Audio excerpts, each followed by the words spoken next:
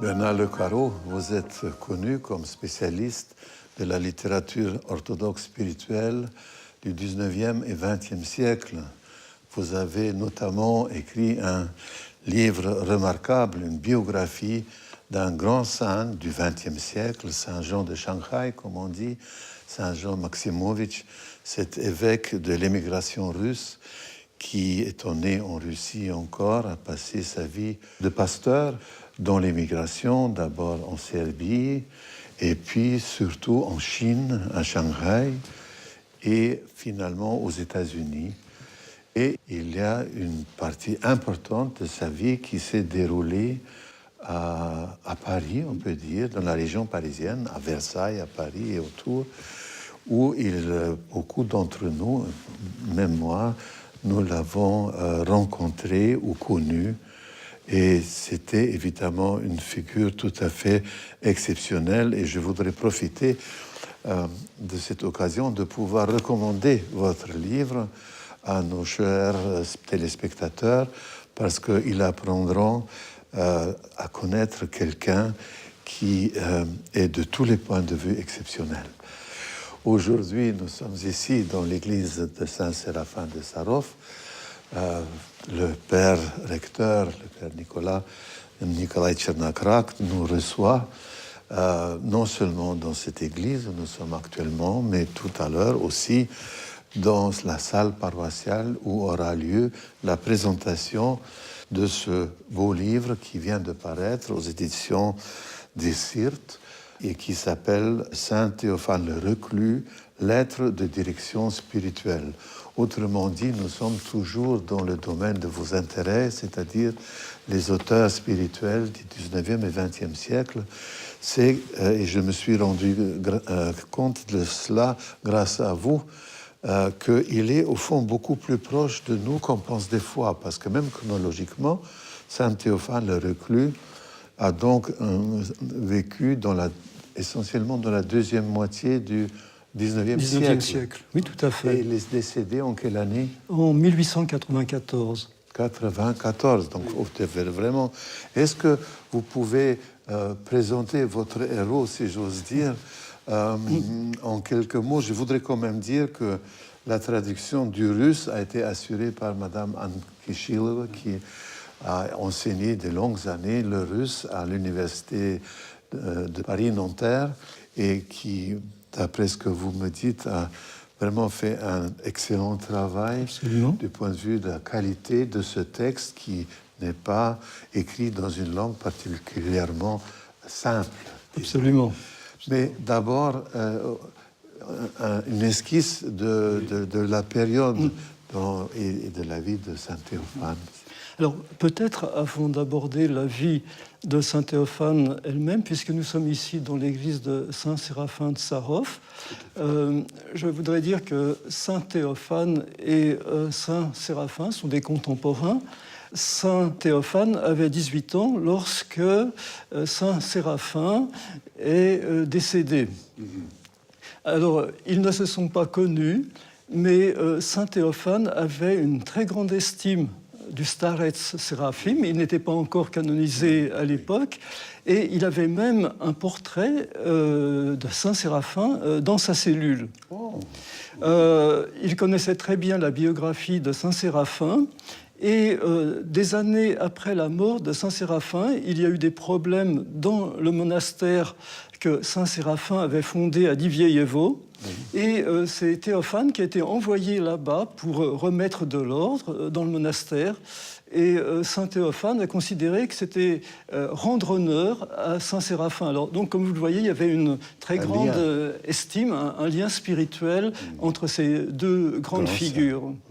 Oui. Alors maintenant, pour venir à saint Théophane lui-même, je pense qu'il faut souligner qu'il appartient à une pléiade de saints russes du 19e et début 20e siècle. Et ce qui est intéressant, c'est qu'il a été en contact d'une façon ou d'une autre avec tous ces saints. Alors, je vais citer les pères d'Optino, notamment saint Macaire et saint Ambroise d'Optino. Saint Ambroise avait un portrait de l'évêque Théophane dans sa cellule. Optino, ce sont les starts. Ce sont les grands startsi d'Optino. Théophane était en contact épistolaire avec saint Jean de Kronstadt. Il a connu encore saint Ignace Brianchaninov, et il a même demandé des conseils à ce saint. Donc vous voyez que tous ces gens, si je puis dire ainsi, étaient en contact. J'ajouterais même saint Nicolas du Japon. Saint Nicolas du Japon avait proposé à Théophane de venir le rejoindre là-bas pour sa mission. Ah bon? C'est passionnant, oui, parce qu'on se rend compte qu'il y avait un milieu. Absolument, il y avait un milieu. Alors, ce que je trouve vraiment intéressant chez tous, c'est un retour au père de l'Église. Oui. Donc, vous savez mieux que moi qu'il y avait une influence de la scolastique occidentale en Russie, hélas. Et ce sont tous ces saints qui ont, disons, tiré l'Église russe de sa captivité. Babylonienne, comme disait Florovsky. Comme dit le père Florovsky, tout à fait. Tout à fait, oui. Donc, c'est dans ce milieu-là qu'il vivait et qu'il est... est-ce qu'il a grandi dans ce milieu, au sens que, d'après ce que j'ai pu comprendre, il est fils de prêtre, d'abord? Alors, les fils de prêtre, c'est une famille de prêtres. Hein. Et il me semble que ses frères sont devenus prêtres et ses sœurs, femmes de prêtres. Donc, c'est la piété, je dirais, depuis l'enfance. Alors, ce qui est intéressant, c'est de voir un peu son cursus. Il a suivi donc tout le cursus ecclésiastique de l'époque, le séminaire, ensuite l'académie à Kiev. Et c'est à Kiev qu'il est devenu moine à la laure des grottes de Pechersky. Oui. Et là, il était sous la direction spirituelle du célèbre starets Spartan, qui a été canonisé par l'Église d'Ukraine il y a quelques années. Et disons que le grand changement dans la vie de Théophane, donc il avait suivi tout ce cursus avec cette théologie dont on a parlé il y a quelques instants, ce qui a vraiment changé chez lui, c'est un voyage en Palestine. L'empereur Nicolas Ier avait entendu parler de Théophane, de ses dons intellectuels, mais aussi spirituels, et Théophane a été envoyé à la mission ecclésiastique russe en Palestine, qui avait fondé l'empereur Nicolas Ier. Il est resté là-bas 6 ans, et c'est là-bas qu'il a approfondi ses connaissances en grec, qu'il a fait connaissance du clergé grec là-bas. Il avait un lien spécial avec la laure de Saint-Sabas, et c'est là qu'il s'est immergé dans les pères de l'Église. Et il a connu peut-être Antoine Capoustin. Il était l'adjoint, il était l'assistant d'Antoine Capoustin. Ah oui.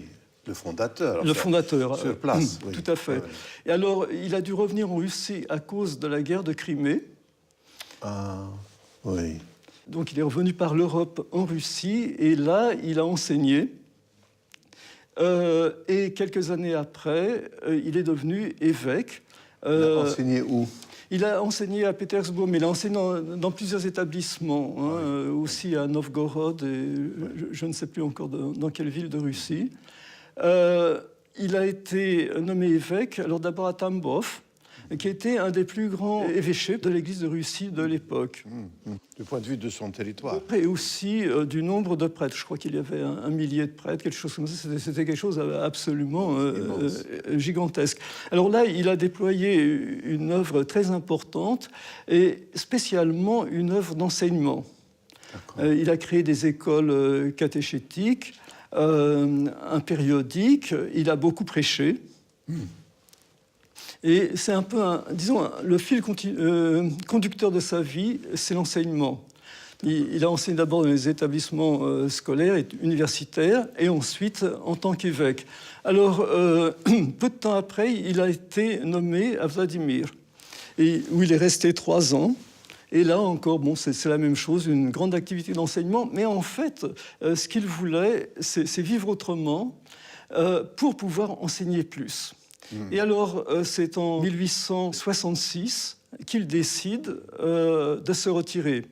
Il demande naturellement la bénédiction au Saint-Synode, qui était très réticent, parce qu'on n'avait pas compris pour quelle raison, finalement, il voulait se retirer, d'autant plus que c'était un personnage brillant. Et on soupçonnait qu'en fait, bon, il voulait se retirer pour vivre, disons, plus ou moins tranquillement, quelque chose comme ça. Mais naturellement, il n'en est rien. Et Théophane a expliqué immédiatement au Saint-Synode que c'est pour continuer sa mission d'enseigner, mais d'une autre façon. Alors, comment est-ce qu'il envisageait cette autre façon, puisqu'il avait cette riche expérience, on peut dire, de tous les niveaux des études théologiques, de petits séminaires, les écoles paroissiales, les académies théologiques également. Alors, qu'est-ce qu'il cherchait, lui? Alors, d'une autre façon, en ce sens que, d'une part, il va écrire des ouvrages qui seront publiés ensuite. Il va surtout traduire.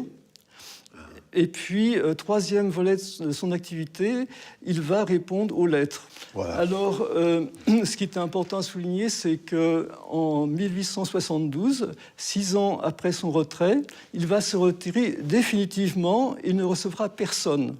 À tel point qu'il refusera même de recevoir Saint Jean de Kronstadt. Et il faut se rendre compte que c'est un retrait de la vie qui est très difficile, ne voir personne. Il verra uniquement en fait son père spirituel et il restera enfermé, reclus dans sa cellule. Il sortira une fois par jour sur le balcon, même pas dehors, et pour se consacrer uniquement à son travail d'écriture, son travail de traduction et sa correspondance. Parce que s'il refuse d'une part de recevoir qui que ce soit, par ailleurs, il répond à toutes les lettres qu'il reçoit pour lui demander des conseils spirituels. C'est une correspondance qui est très vaste, abondante.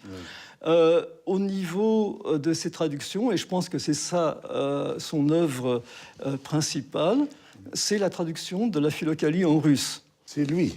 Alors c'est lui. Ou c'est une nouvelle traduction? Alors, en fait, il existait déjà une traduction de Saint Païssie Lichkowski, qui est une merveille vraiment dans le domaine de la traduction, avec une précision tout à fait incroyable, mais bon, qui avait un défaut, c'est qu'elle était traduite en slavon, donc accessible à peu de personnes.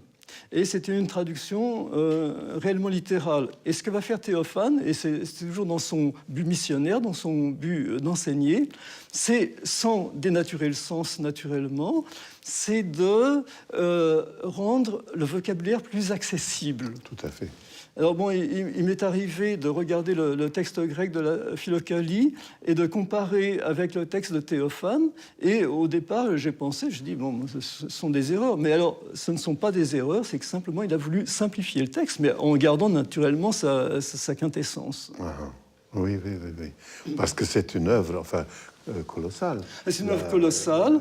Ce qu'il faut dire, c'est qu'il a encore ajouté des textes en plus qui n'existaient pas chez Païssie Lichkowski, notamment Saint Isaac le Syrien. Ah, excellente idée. Oui, non, qui est fondamentale.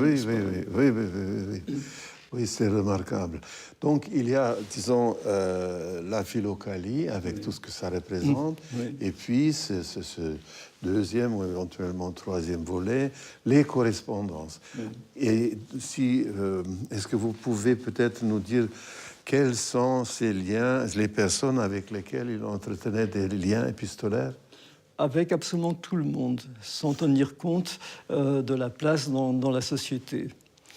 Oui. Et pour ce qui nous intéresse là aujourd'hui, donc cette correspondance, il correspondait avec une femme de la haute société de Saint-Pétersbourg, une société, comme vous le savez, qui avait de nombreux problèmes spirituels. Il y avait une certaine déchristianisation, aussi un décalage par rapport à la vie spirituelle orthodoxe. Et Saint Théophane entreprend cette correspondance avec une personne qui part, je dirais, de zéro, pour arriver vraiment au sommet, enfin,